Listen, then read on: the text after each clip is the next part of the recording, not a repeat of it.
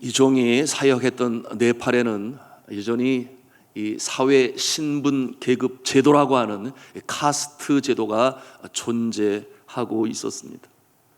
한 아기가 태어날 때 그 부모가 어떠한 신분에 처해 있는가에 따라서 이 아가의 평생이 결정되어지는 신분 계급 제도, 그것이 바로 카스트 제도인 것이죠. 여러분, 그와 같은 신분을 감추고 싶은데 감출 수 없는 것은 저들의 라스트 네임, 즉 성에 그 신분이 이미 담겨져 있어요. 그러니 신분을 떨쳐내고 싶고 감추고 싶어도 그 성을 말하는 순간 천민 계급이구나 아니면 상위 계급이구나 하는 것을 바로 알게 되는 거예요. 평생 동안 떼어낼 수 없는 꼬리처럼 그렇게 그것이 붙어 다니고 있습니다. 그러므로 성을 갈지 않는 한평생 그 신분에 갖추어서 얽매여서 살아가는 그와 같은 모습입니다. 네팔 정부에서 새로 만든 헌법에는 카스트 제도는 없다 그렇게 천명하지만, 그러나 사회 문화적으로 여전히 존재하고 있음을 국민들이 다 알아요. 그것이 수천 년의 문화 속에 만들어진 것인데 그렇게 쉽게 없어지겠습니까? 종교적인 내용을 정부가 그렇게 마음대로 제정한다고 해서 바뀝니까? 그렇지 않아요. 수천 년의 역사 속에 존재해온 제도이니 자연스럽게 사회 속에 특수 계층들을 만들게 되었습니다. 이 가르치는 일로, 교수하는 일, 선생님 하는 일, 그런가 하면 법관과 같은 지적인 일에 종사하는 사람들은 하나같이 브라만의 신분으로 태어난 사람들이에요. 그런가 하면 정치인들, 군인들, 경찰들 또는 큰 규모의 사업을 하는 사람들은 쿠샤트리아라고 그러죠. 네팔 말로는 채트리라고 하는 신분에 속합니다. 그리고 농사 짓는 사람들, 소규모의 상업을 하는 사람들은 버이샤라고 하는 사회 신분 계급에 속하고, 그런가 하면 청소하는 일, 짐승의 사체를 치우는 일, 가죽으로 가방을 만들고 구두를 만드는 일들, 이와 같은 모습들은 수드라라고 하는 이 신분 계급의 사람들이 종사합니다.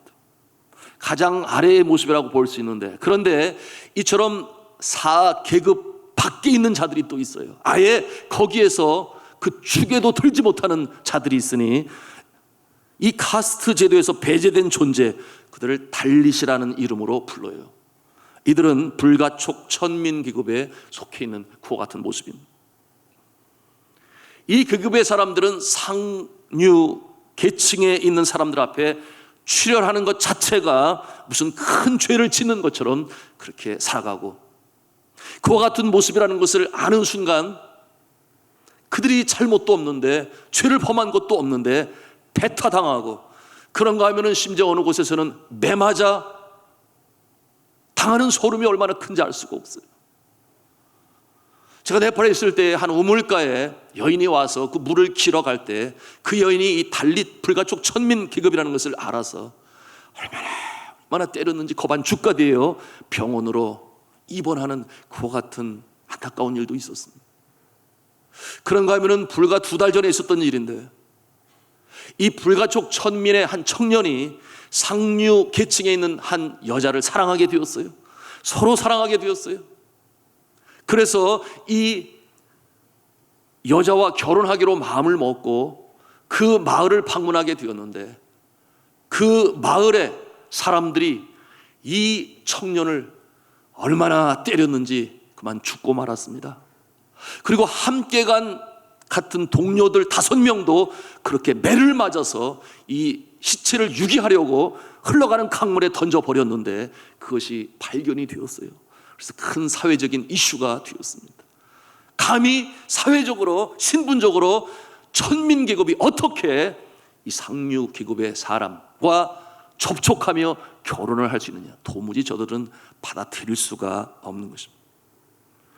그런데 이와 같은 사회 구조를 많이 배우지 못한 이 천민 계급의 사람들은 쉽게 받아들여요. 왜냐하면 태어날 때부터 이미 그와 같은 부모 아래 태어나 자라납니다. 운명적인 신분 속에서 성장하기 때문에 자연스럽게 받아들이는 것이죠. 상류계급에 있는 승려계급의 사람들이 저들에게 가르칩니다. 너희는 천민 계급으로 태어났다.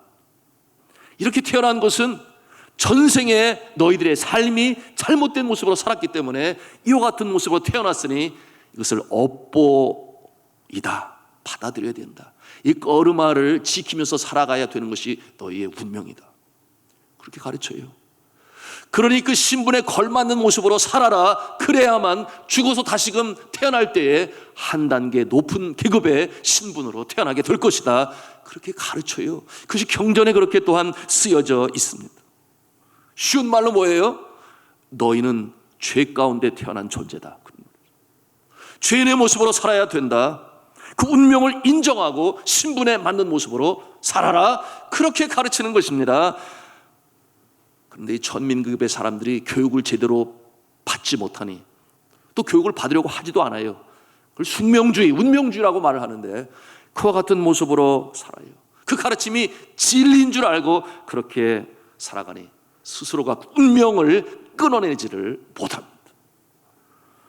그런데 네팔의 기독교인들 중에서 이 천민급의 사람들이 많이 있어요. 대부분이라고 해도 과언이 아닐 정도. 그 이유는 성경의 가르침 때문입니다. 예를 들어서 복음은 뭐라고 말을 합니까? 사람들은 누구나 할 것 없이 다 하나님 앞에서 공평한 존재이다.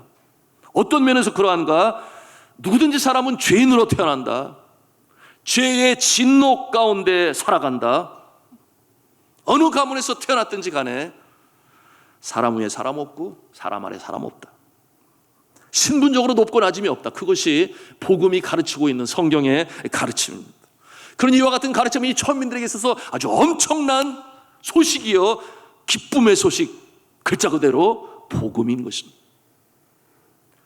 그런가 하면 기독교 복음은 말하지요, 이 세상에는 사회 신분 계층과 상관이 없이 다만 두 부류의 사람들이 존재한다. 첫째 부류의 사람은 예수 믿어 죄사함을 받고 하나님의 자녀가 되어 구원받은 사람이니 영원한 천국을 소유한 자들이요, 두 번째 부류의 사람은 예수를 믿지 않아 구원을 받지 못하니 영원한 죄인의 모습으로 살아가는 존재다. 이렇게 두 부류의 사람만 있다. 그렇게 말씀하죠.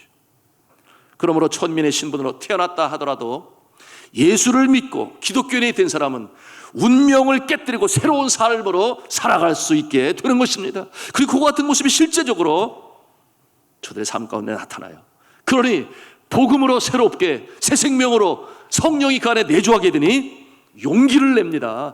자녀들을 학교로 보내요. 공부할 수 있도록 합니다. 놀라운 변화를 이루어요. 숙명주의 속에 빠져들지 않는다 그 말이에요. 변화된 모습으로 살아가게 되니 그렇게 공부를 하고 교육을 받게 된 자녀들이 그 사회 속에 있으면 천민의 모습 아니에요. 성만 돼도 알 수 있으니 많은 경우 외국으로 일을 하러 나가요. 주로 중동 국가로 나갑니다. 사우디아라비아로 나가고 아랍에미리트로도 나가고 그렇게 나가서 열심히 살아요. 그런가 하면 그들 중에는 코리안 드림을 꿈꿉니다. 나는 한국으로 가고 싶어. 왜냐하면 그쪽에서 버는 것에 몇 배나 더 많은 임금을 한국에 오면 벌 수 있거든요. 이와 같은 드림을 가지고 한국에 와서 일하고 있는 자들이 현재 약 4만 명 이상 네팔인들이 한국에서 열심히 일하고 있습니다. 이와 같은 기독교의 이 만민 평등 사상의 가르침에 대하여 네팔 사회의 기득권인 브라민과 이 채뜨리 계급의 사람들이 불만이 많습니다. 왜 불만이 많겠습니까? 저들에게 기독교의 가르침은 힌두교의 사상과 완전히 배치되어지는 잘못된 내용으로 그들은 생각합니다. 사회의 질서를 깨뜨리고 기강을 무너뜨리니 더 이상 가르치는 그것을 허용하면 안 된다. 그렇게 여겨 새로운 신헌법으로 몇 년 전에 만들었어요. 그래서 그 헌법에는 힌두교 신도들을 기독교로 개종시키는 자들은 엄중한 처벌을 받게 됩니다. 그런가 하면은 기독교를 믿도록 영향력을 미치는 자들도 법에 저촉된 것이더니 처벌을 받게 돼요. 그래서 최근에 나타나는 현상이 기독교 단체에서 교사 훈련을 시킨다든지 기독교 단체 이름으로 의료 선교를 한다든지 그러면 바로 고발이 되어지고 또 유치장에 갇히는 그와 같은 일들이 빈번히 일어나고 있습니다. 그런데 놀라운 것은 그럼에도 불구하고 네팔 교회가 계속해서 성장해 가고 있어요. 놀라운 신비의 능력입니다. 개종도 계속 되어지고 있습니다.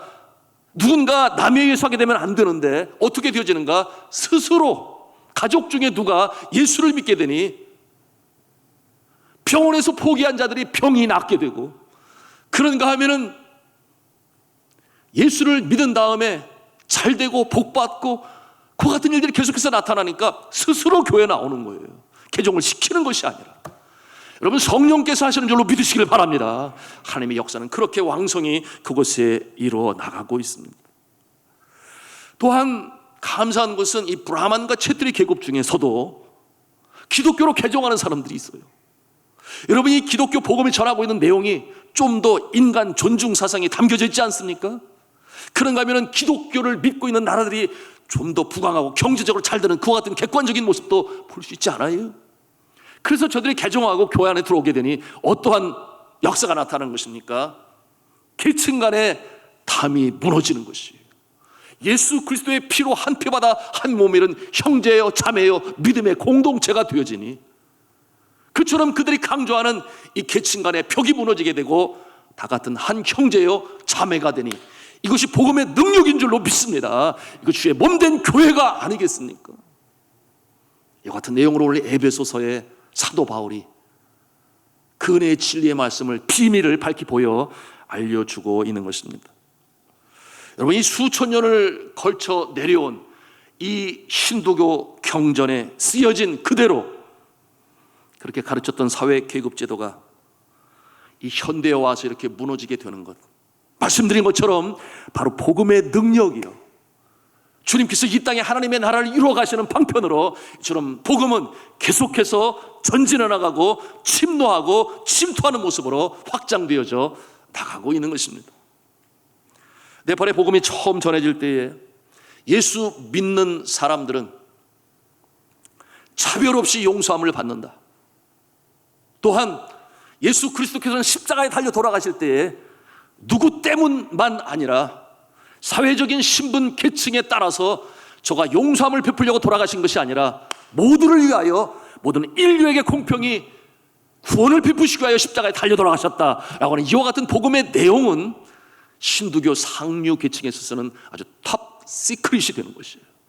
아주 중요한 비밀이 되는 것입니다. 그것을 아는 순간 바로 바리게이트를 치고 장애물을 형성하고 절대로 기독교가 들어오면 안 돼, 그렇게 여길 것이기 때문에 그것이 비밀이 되었다, 그 말이에요. 자, 이와 같은 모습으로 말미암아 네팔 땅에 복음이 확장되고 있으니 그 자라나는 속도가 대단합니다. 천시받던 자들이 그 마음에 평강이 임하고 구원을 받게 되니 특별히 네팔의 여성들이 굉장히 천시 받아요. 천대 받아요. 여자들은 태어날 때 그 전생의 모습이 뭐였느냐? 여우였대요. 여우, 자칼, 여우였대요. 그래서 태어난 모습이 여자로 태어났으니, 여자로 태어나면은 니르바나라고 하는 열반에 들어갈 수도 없고, 다시 태어날 때도 들어갈 수가 없고, 다시 태어나는 모습이 남자로 태어나만 그 다음에 열반으로 들어갈 수 있는 자격을 얻는다, 그렇게 가르치고 있어요. 너무 엉뚱하죠? 너무 엉뚱해요. 그런데 예수를 믿게 되니 그 표정이 살아나는 모습을 저는 볼 수 있었어요. 얼마나 얼굴이 환하게 바뀌는지. 예배를 마치고 나오는 그 여성들의 모습을 볼 때 할렐루야, 저절로 찬송이 나올 수밖에 없는 것은 그 숙명론에 찌들어서 지치고 상한, 그야말로 영적으로 이 핍절한 그 모습이 아니라 풍성한 삶의 모습으로 살아가게 되니 복음은 살아있는 능력이 있는 줄로 믿으시길 바랍니다. 그러니 성경 고린도후서 5장 17절에 말씀하지 않습니까? 그런즉 누구든지 그리스도 안에 있으면 새로운 피조물이라, 이전 것은 지나갔으니 보라 새 것이 되었도다. 이처럼 변화되어지는 모습으로 살아가는 복음의 능력, 우리가 말씀을 통해서 배우는 것입니다. 여러분, 이와 같은 비슷한 모습이 2000년 전에 저 팔레스틴 땅, 지중해를 중심으로 하는 그 사회 속에 있었던 것을 오늘 우리는 말씀을 통해서 보게 되는 것입니다. 로마 제국령에 있었던 사회 속에서 있었던 이와 같은 일, 팔레스틴 땅을 중심으로 살았던 유대인들이 자신들이 믿고 따르는 진리와 가치가 있었는데, 어떠한 믿음의 가치가 있었는가? 우리는 특별히 하나님께서 선택받은 백성이다, 이방인들과 감히 비교할 수가 없는 존재다, 이러한 자긍심과 자부심과 자존심을 가지고 아예 똘똘 그와 같은 마음으로 무장되어 있었으니 이방인들과 유대인 사이에는 도무지 허를 수 없는, 깨뜨릴 수 없는 벽이 있었다, 그 말이에요. 하나님의 구원은 오직 유대인들에게만 있을 것이다 라고, 하나님의 보호하심은 오직 유대인들에게만 있을 것이다 라고 그렇게 스스로 여겼어요. 이방인들은 그 축복과 은혜의 자리에 들어올 수 없다, 그렇게 아주 철저히 믿었습니다. 그러니 네팔의 브라만과 쳇들이 계급과 다를 바가 없다. 그런데 예수라고 하는 나사렛 촌 출신의 젊은 청년이 등장을 해요. 그리고 그처럼 믿고 따르던 구약 성경의 내용을 다시금 재해석한다 하니 저들이 우려의 눈길로 그 예수를 보게 되었어요. 그런데 이 젊은 청년 예수의 전하는 말씀이 얼마나 권세가 있고 힘이 있는지,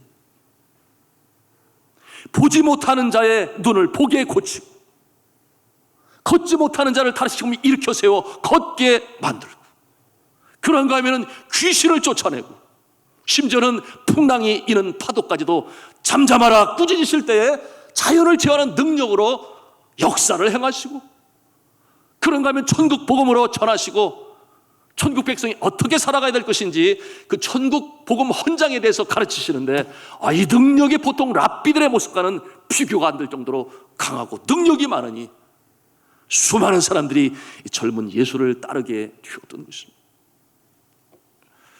그 예수가 자신은 온 세상을 구원하시고자 하나님께서 이 땅에 보내신 하나님의 아들이라고 자기를 소개하고, 유대인들이 믿고 따르는 성경에 쓰인 율법을 폐하러 온 것이 아니라 나는 율법을 완성하러 왔다, 그러면서 저들이 깨달아 알지 못하던 톱 시크릿, 이 비밀에 대해서 비로소 예수 그리스도께서 펼쳐 보이시고 가르치시게 된 것입니다.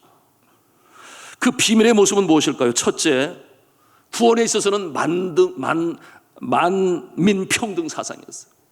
이미 말씀을 드렸습니다. 차별이 없다. 유대인이든 이방이든 로마인이든 그 누구나 할 것 없이 죄 가운데 태어나고 죄의 저주 아래 있고 죄의 문제를 해결하지 못하니 죽을 수밖에 없는 존재다, 이와 같은 내용으로 말씀하시고, 그런데 하나님께서는 온 세상 사람들이 구원을 받을 수 있도록 계획을 세우시고 실행하셨으니 아브라함을 부르셔서 축복의 통로로 삼으시고, 그의 혈통의 반열 속에 등장하실 예수 그리스도, 독생자 예수 그리스도가 이제 이 땅에 강림하시게 되니, 여러분, 이것이 복음이에요. 그를 통하여 하나님과 인간 사이에 막힌 죄담을 하시고 도말하시고, 그를 믿는 자 하나님의 은혜로 구원받게 되시는 이 역사, 이것이 저들에게는 마치 비밀처럼 깨달아 알지 못했다, 그 말. 두 번째로 이 비밀의 모습은 주의 몸된 교회를 세우셔서 이 땅에 하나님의 나라를 확장해 나가는 것이었습니다. 예수님을 머리로 하고 믿음의 사람들이 지체가 되어서 하나님께서 그의 영광을 드러내시는데, 주의 몸된 교회를 통하여 그 영광이 나타나고 하나님의 나라가 확장이 되어지고 침노하고 침투하는 하나님의 나라는 그렇게 자라갈 것이었습니다. 이것이 톱 시크릿, 오늘 성경 말씀을 통해서도 볼 수 있는 비밀이라고 하는 그와 같은 것이었습니다. 오늘 사도 바울이 이와 같은 비밀을 깨달아 알게 되니 그의 사랑하는, 자신이 친히 전도하여 세워진 에베소 교회의 교우들에게 이 내용을 이제 전하고 있는 것입니다. 이 비밀이 얼마나 큰지 유대인들은 여전히 깨닫지를 못했어요. 그것이 사도 바울의 마음의 안타까움이 되었습니다. 우리 9절 말씀에 그 내용이 나오는데요, 우리 9절 말씀을 같이 읽도록 하겠습니다. 시작. 영원부터 만물을 창조하신 하나님 속에 감추었던 비밀의 경륜이 어떠한 것을 드러나게 하려 하심이라. 아멘. 자, 어떠한 비밀이겠습니까? 먼저 말씀을 드렸어요. 첫째 비밀, 누구나 차별 없이 구원을 받게 될 것이다. 거기에는 유대인과 이방인의 담이 없다 하는 것이 첫 번째 비밀이요. 두 번째 비밀 말씀드렸어요. 교회를 통하여 하나님의 영광의 역사가 나타날 것이다. 근데 10절에 보니까 어떤 내용이 있는가 하면 천사도 귀신들도 그 비밀을 몰랐다, 그렇게 말씀하고 있어요. 우리 10절 말씀을 같이 읽도록 하겠습니다. 시작. 이는 이제 교회로 말미암아 하늘에 있는 통치자들과 권세들에게 하나님의 각종 지혜를 알게 하려 하심이니. 자, 이게 무슨 말씀이에요? 하늘에 있는 통치자 그리고 권세자 누구겠습니까? 영적 창조물은 천사와 귀신들을 가리켜 말하고 있는 것이. 저들도 몰랐어요. 이 비밀을 누구를 통해 알게 하신다는 것입니까? 교회를 통하여. 교회를 통하여 알게 하신다는 것이 바로 그 말씀이죠. 이 크고 놀라운 비밀을 언제 누가 교육하신 것입니까? 이것은 바로 오늘 11절에 있는 말씀입니다. 우리 11절 말씀을 같이 읽도록 하겠습니다. 시작. 곧 영원부터 우리 주 그리스도 예수 안에서 예정하신 뜻대로 하신 것이라. 아멘. 영원부터 그리스도 예수 안에서 예정하신 것을 이제 이루려 하심이라. 그리스도 안에서라고 하는 이 말씀은 하나님이 계획하시고 그리스도 안에서 성령님과 더불어 성삼일체 하나님께서 계획하신 것이 이제 이 땅 가운데 밝혀지고 드러나고, 그리고 하나님의 영광의 역사를 이루어 가신다, 그와 같은 모습으로 말씀하고 있는 것입니다. 예수님께서는 하나님의 구원 계획을 이루시기 위하여 친히 이 땅에 오신 것입니다.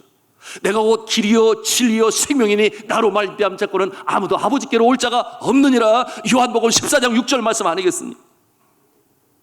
인간의 죄를 몸에 다 짊어지시고 모든 사람을 대신하여 십자가의 제물로 죽을 것이라고 말씀하셨고, 그대로 실천하심으로 인간의 죄를 도말하셨어요. 죄인의 모습으로 죄인 아니신 그분이 십자가에 달려 돌아가셨습니다. 그러므로 하나님 앞에 범했던 인간의 죄의 문제가 해결이 되고, 누구든지 예수 그리스도를 구세주로 믿으면 멸망치 않고 영생을 얻게 하신 것입니다. 믿으시면 아멘 하시기 바랍니다. 이 구원은 유대인뿐만 아니라 인종의 벽을 뛰어넘었다, 누구에게든지 효력을 나타내는 십자가의 죽음이셨던 것입니다. 그런데 유대인들은 그것을 깨달아 알지 못했어요. 교만했습니다.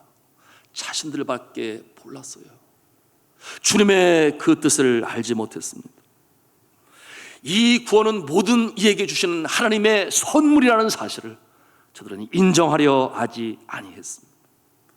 그러니 이 비밀을 먼저 깨달은 자, 물론 예수님은 당연히 아시겠습니다만은, 그런데 이 사도 바울이 사도들 중에 제일 먼저 깨달은 거예요.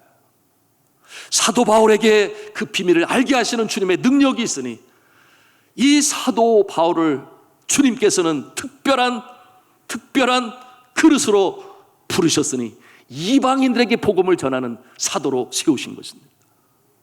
저가 다메섹 도상으로 갈 때에 예수 믿는 자들을 핍박하여 가두려고 할 때에 빛으로, 강한 빛으로 임하신 예수 그리스도께서 그의 눈을 멀게 하셨어요. 나는 내가 핍박하는 예수라, 그렇게 말씀하셨어요.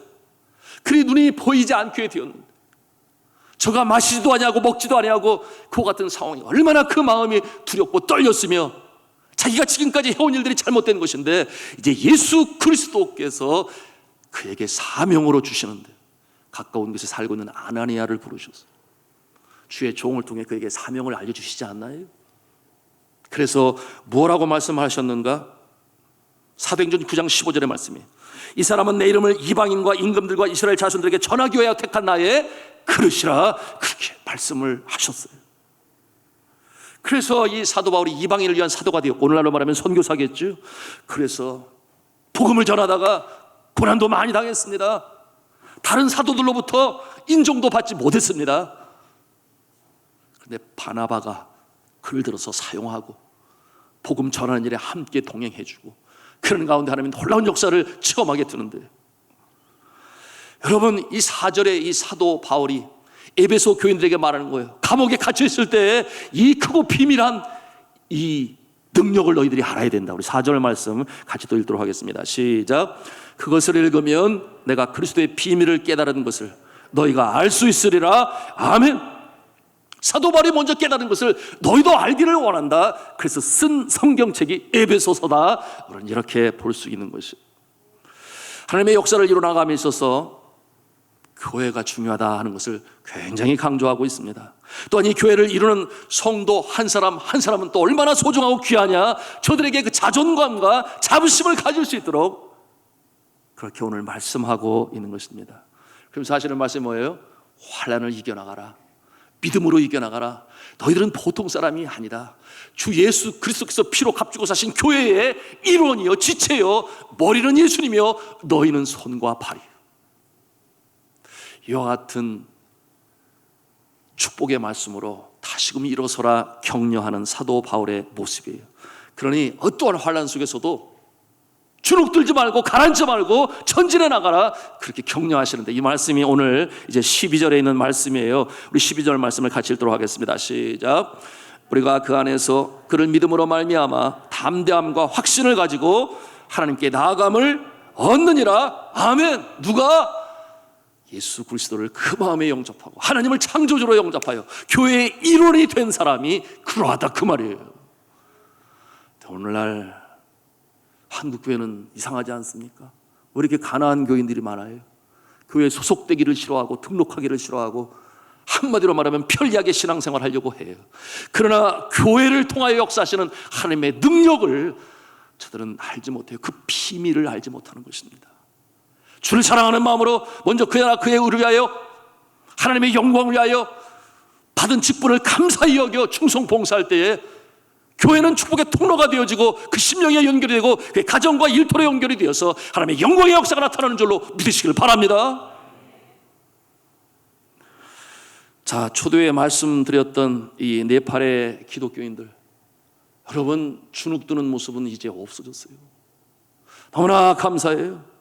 그래서 이제는 아주 당당하게 성탄절이 되면 너무나 감사, 저들이 찬송을 부르면서 거리를 다니고 그 예수 믿는 집 앞에서 찬송을 부르고 노래를 하고 춤을 추고 그 안에서 이 성탄절 시작되는 12월 1일부터 25일까지 매일같이 그런 일이 나타나고 있으니 자부심도 대단하고 자긍심도 대단하고 마음의 기쁨도 대단해요. 거기에 반하여 24년 만에 돌아온 우리 한국 교회의 모습은 너무나 가라앉아 있는 모습을 발견하고 제가 마음이 얼마나 안타까운지 모릅니다. 사랑하는 성도 여러분, 자부심을 가지시기 바랍니다. 자긍심을 가지시기 바랍니다. 여러분 직장에서 책상 위에는 좀 십자가도 좀 이렇게 걸어놓고, 그리고 누가 보든지 말든지 간절히 기도함으로 하루를 시작하고, 그런 거면 시간 있을 때 성경책을 보면서 주야로 말씀을 묵상하는 자가 복이 든 자라고 시편 1편에 말씀하고 있는데, 이 능력으로 살아갈 수 있기를 주님의 이름으로 부탁합니다. 이 네팔 교인들이 완전히 예수를 믿는 기쁨으로 인해서 변화되게 되었어요. 이와 같은 모습이 교회 성장으로 이어지고 있습니다. 저와 아내가 네팔에 들었던 1999년도, 그때 네팔의 기독교 인구가 0.8%에 불과했습니다. 필리핀 사역을 떠나 기독교가 1% 미만인 나라로 보내주시옵소서 기도하는 가운데 0.8%, 그래서 그곳에 가서 복음을 전하는 것이 선교사의 모습이 되겠다, 그런 마음 가지고 가게 됩니다. 얼마나 하나님께서 놀라운 기적 같은 일들을 이루시면서 교회를 성장시키시는지, 불과 10년이 지나는 사이에 0.8%의 기독교 인구가 2%로 성장을 하고, 오늘 이 시대에 21세기에 가장 빠른 복음의 진전, 단일 국가로는 가장 빨리 성장하고 있으니 0.8%, 그 모습이 이제는 3.5%가 되었어요. 이 대단한 속도입니다. 하나님께서 네팔을 그렇게 이끌어가고 계십니다. 여러분, 이와 같은 모습, 왜 그런 역사가 나타날 수 있었을까요? 여러분이 예수 믿는 사람들의 모습이 달라요. 힌두 교도들과는 너무나 달라요. 사는 모습도 다르고, 그러니 세례 받을 때 3번이나 물어요. 찬송하다 묻고 또 묻고, 세례 받은 다음에 다시금 힌두교로 돌아갈 거야 안 돌아갈 거야 확인을 3번이나 해요. 왜냐하면 그 사회 자체가 힌두교 사회이니 친척들이, 가족들이, 종교 행사들이 다, 심지어는 칼렌더도 거기에 맞춰서 쉬고, 그러니 믿음을 지키기가 쉽잖아요. 3번이나 물어요. 뒤돌아서지 않겠네, 뒤돌아서지 않겠네. 여러분 그 찬송 아시죠? 그 찬송이 주제가예요. 세례 부를 때 돌아가지 않아요. 믿음으로 지켜나가는 그 모습이 믿지 않는 자들의 모습과 다르니 그와 같은 모습으로 인하여 아주 똘똘 묵혀있는 그와 같은 모습인데, 여러분 물론 이와 같은 역사는 성령께서 그 마음에 역사하심으로 되는 줄로 믿으시길 바랍니다. 1999년부터 7년간 왕의 군대와 계급제도를 반대하고 있는 그와 같은 세력 간의 충돌이 일어났습니다. 7년 동안 전쟁이 벌어졌어요. 이 반대편에 있는 자들은 민주주의를 따르고자 사회적인 계급을 타파해야 된다, 그래서 민주주의를 표방하는 그와 같은 사람들인데, 공산당 마오바디라는 이름으로 마오쩌둥의 그와 같은, 하여튼 그것을 모습을 가지고 전쟁이 시작. 많은 사람들이 죽었어요. 국민들 중에 여전히 상류계급에 있는 사람들, 브라만과 쳇들이들은 왕의 군대편에 섰습니다. 기득권의 모습이죠. 그리고 천민계급에 있는 사람들, 그리고 어려움에 살고 있는 사람들은 바로 이 공산당 편에 섰습니다. 그래서 내전이 일어났는데 많은 사람들이 죽었습니다. 전쟁에서 죽어가는 사람들을 치료하는 병원은 어느 편에도 서지 못하고 중립의 입장에 서서 그 역할을 감당하게 되었는데, 문제는 양쪽에서 치료받으러 오는 부상병들, 수술을 하고 치료를 해야 되는데 피가 없는 거예요. 수혈을 해야만 수술이 진행이 되는데 피가 모자라는 거예요. 그래서 연일 신문에 대서특필은 피가 필요합니다, 수혈해야 합니다, 이와 같은 계몽운동이 일어나, 그러나 쉽게 받아들이지 않냐고 어려운 때에 사람들이 죽어가고 그 오열하는 모습들이 신문지상에 늘어오르는, 얼마나 마음이 안타까운데, 그런데 어떤 모습들이 있었는가? 내가 피를 헌혈하겠습니다, 나의 피를 받아주세요, 내가 그 생명을 살리고 싶습니다, 그게 팔을 내놓는 자들이 있었으니 이들이 누구였는가? 바로 이들이 하나님을 창조주로 예수님을 그리스도로 믿고 있는 예수 믿는 사람들이었어요. 교회들이, 그리고 신학교 신학생들이 단체로 일어나서 그 일에 동참하게 되었으니, 그 모습을 바라볼 때에 이 신두교 사람들이 깜짝 놀라는 거예요. 저들이 누구냐? 저들이 못 사는 사람들 아니냐? 저들이 천민 아니냐?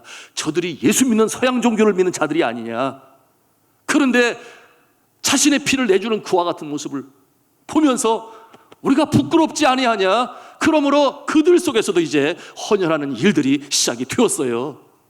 이와 같은 모습을 바라보면서 저도, 신학생들도 얼마나 고무되었는지 몰라요. 우리 기독교인이 뭐냐? 우리 기독교인들 저들과 다른 이유가 뭐냐? 우리에게는 나를 위하여 십자가에 피 흘려 달려 돌아가신 예수 그리스도의 사랑이 우리의 피 속에 흐르는 것이 아니냐? 그래서 다 같이 가서 헌혈하는 그 같은 일들이 일어나게 되었어요. 한편 이와 같은 모습 때문에 네팔 사회에서는 기독교인들에 대한 이 관점의 변화가 일기 시작했습니다. 그때 기독교인들이 사람을 존귀 여기고 사랑할 줄 아네. 이와 같은 내용들을 저들이 알게 되었습니다. 눈빛이 달라지기 시작했어요. 이 세인들의 눈빛이, 기독교인들을 향한 눈빛이 달라지게 되었어요. 그러니 교회가 성장해 갈 수밖에 없지 않겠습니까?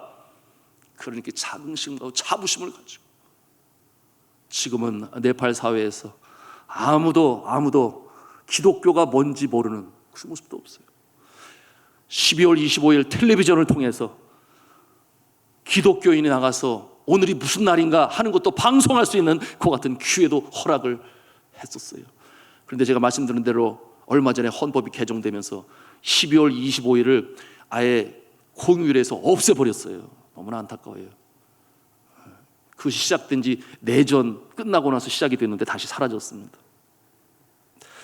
자, 오늘 이 말씀 16절, 17절, 18절, 예수 믿는 사람들, 그리고 교회를 통해서 역사하실 하나님의 나라, 16절, 17절, 18절 말씀 좀 깁니다만 같이 읽도록 하겠습니다. 시작.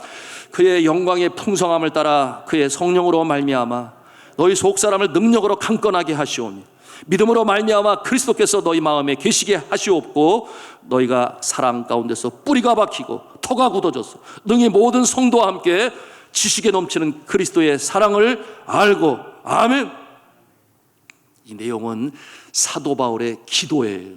이렇게 되기를 바라는 간절한 마음인데 이와 같은 모습이 실제적으로 나타나게 되었다. 그와 같은 역사. 이 네팔의 천민으로 말씀드린 것처럼 백도 없어요. 사회적으로 천시받아요. 힘도 없어요. 그 운명 속에 살았던 저들이 예수 그리스도의 복음으로 말미암아 운명이 변화되고 숙명을 끊어버리고 저들 자녀들에게 교육을 제공하고 여러분, 이와 같은 역사가 어떻게 가능합니까? 16절에 있는 말씀처럼 성령이 그 안에 거하시니 속사람의 능력을 강건케 만드시는 역사가 그처럼 변화되는 역사로 나타났던 것입니다. 여러분, 과거에 우리나라도 그러지 않았어요? 과거에 우리 서양 종교로 일컬었던 기독교가 야소교라고 일컫던 그 시대에, 여러분, 이 서양 종교라 일컬어 멸시받는 종교로 시작된 것 아십니까? 결두산에서 얼마나 많은 사람들이 목배임을 당하고 그때 한강이 핏물이 되었다 그랬어요. 효도 모르는 무식한 종교로 낙인 찍혔던 적이 오해지요. 내 부모를 공경하라 하는 말씀이 분명히 성경의 율법으로 기록되어 있는 것을 그들이 알 수가 있습니까? 이와 같은 모습이 비밀 아니겠어요? 그런데 민족교회가 될 수 있었던 전환점이 있었으니 그때가 언제였는가? 바로 이 3.1 운동, 만세 독립운동 때부터 시작이 되었어요. 조롱이 섞인 눈초로 기독교인들을 바라보았던 이 메인 이 스트림, 이 한국 이 국민 정서가 바뀌게 되었습니다.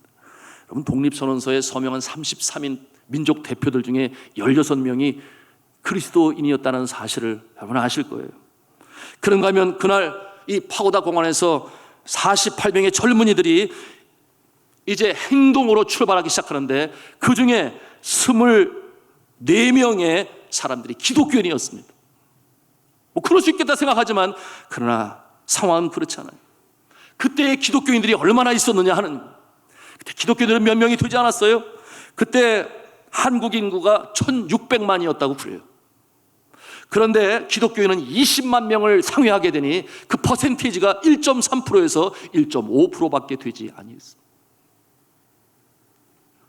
여러분, 그런데 이 3.1 만세 독립운동이 끝난 다음에 감옥에 갇힌 사람들의 숫자를 헤아려 보니 전체 9,458명 가운데 기독교인이 2,087명이 투옥되었고 구초를 당하였습니다. 이와 같은 모습은 22%를 차지했던 그 모습이에요. 그런데 이 적은 기독교인들이 이 3.1 운동의 주동자들이 되고 주체 세력이 되고, 그러니 믿지 않는 사람들이 그 고초를 당하고 어려움을 당하는 모습을 보면서 어떤 생각을 하죠? 야, 저들이 정말 나라 사랑을 하는데 우리보다 훨씬 앞서는구나. 이 나라 민족이 똑바로 서고 독립이 되기 위하여 헌신을 아끼지 아니하고 그 고초를 당하면서 이 나라 민족을 사랑하는구나. 그 모습 때문에 민족 기독교가 될 수가 있었던 것입니다. 빛처럼 소금처럼 한국 사회에 귀감이 될 수 있었던 것이. 그런데 오늘날 과연 한국교회는 대한민국의 영적인 책임을 가지고 있는 것입니까? 그런 영향력을 발휘하고 있는 것입니까? 저는 잘 모르겠어요. 하나님께서 복을 주시니 1980년대, 90년대, 2000년대 이른바 한국교회 성장 황금기를 지나면서 교인들의 숫자 불리기는 성공했을지 모르겠으나, 그러나 한국교회 이 정말 어두운 곳에 빛의 모습으로 썩어져가는 세상 가운데 소금의 모습으로 방부제의 모습을 하고 있는지 저는 잘 모르겠어요. 세월은 흐르고 교인은 수는 늘었지만 정말 진정한 예수 그리스도의 제자들은 얼마나 늘었는가라고 하는 질문에 긍정적인 답을 하기가 어렵다, 그 말입니다. 그러니 세상이 우습게 보지 않나요? 그러니 세상이 염려하지 않나요? 심지어는 정부도 그렇지 않나요? 교회 직접 행정 명령을 내리는 것이 가한 일입니까? 여러분, 교회는 소속이 있어요. 그것이 노예고 그것이 총회고 교단 아니겠습니까? 질서가 있는 곳인데 서로 합의를 하고 부탁을 하고, 그래서 명령이 어디서 내려와야 되겠습니까? 교단 총회로부터 내려와야 되는 것 아니겠습니까? 그럴 때 하나가 되고 일사불란하게 교회라고 하는 한 주의 몸이 이를 이루어가는 것인데, 그러나 그것이 무시된 것이죠. 부탁도 없이. 여러분, 정부가 그렇게 교회 안의 내용들에서 직접 명령을 내려도 되는 것입니까? 여러분, 그와 같은 모습 왜 그렇게 된 것입니까? 교회가 경건의 능력을 상실했습니다. 거룩을 잃어버렸어요. 세상 사람들과 별반 차이가 없다 그렇게 보여지니 감히 범접할 수 없는 거룩한 하나님의 교회가 되어야지는, 그와 같은 모습을 상실하게 되니 이와 같은 모습이 나타나는 것 아니겠습니까? 우리가 다시금 거룩으로 경건의 능력이 되어질 때 세상 사람들이 교회를 함부로 보지 못하는 것 아니겠어요? 그것이 귀감이고 능력이 되고, 오늘 세상이 어때합니까? 도덕이 무너지고 윤리가 무너지고, 여러분 얼마나 거짓말을 밥 먹듯이 하며 당약을 일삼아 그것이 마치 당연한 것처럼 되어져가는 이 사회의 모습을 바라보면서, 그 모습을 바라보는 예수님은 얼마나 마음이 아프실까? 저는 요즘 며칠간 잠을 제대로 자지를 못해요. 밤에 눈물이 흘러요. 어쩌다가 한국교회가 이와 같은 처지에 이르렀을까? 사랑하는 성도 여러분, 우리가 다시금 일어서야 되겠습니다. 코로나19로 인한 환난의 때에 믿음을 달아보시는 하나님의 손길 앞에 우리는 어떠한 모습으로 서야 될지 분명히 깨달아 알아야 돼요. 세상 사람들과 다를 바 없는 모습으로 가게 된다면 그것이 무슨 차별이 있으며 무슨 구별이 있으며 그것은 성별되다 말할 수 있겠습니까? 성도 여러분, 우리가 다시금 지나온 날들 속에 정말 잘못된 모습 철저히 회개하고 더러운 옷을 벗어버리고 깨끗한 옷으로 갈아입고, 그런가 하면 빛의 장로로 빛의 갑옷을 입고 어둠을 이겨나가며 부패된 사회의 소금의 모습으로 설 때에 하나님께서는 주의 몸된 교회를 통하여 다시금 영광이 회복되어지는 줄로 믿으시길 바랍니다. 이 교회를 통하여 영광의 역사를 나타내는지 우리는 부름을 받았고 쓰임받기를 원하십니다. 교회는 축복의 통로가 되어지고, 그 통로는 우리의 심령이 연결이 되어지고 우리의 일터와 우리의 가정에 사회의 연결이 되어지니 변화의 물결이 물이 바다를 덮음같이 여호와의 영광을 인정하는 모습으로 나타나는 것이 오늘 말씀을 통해서 우리가 깨닫고 배우는 톱 시크릿 비밀 아니겠습니까? 이 비밀을 깨달은 자로서 다시금 일어나서 전진해 나가시는 거룩한 한국교회 성도들 다 되시기를 저는 주님의 이름으로 축원합니다.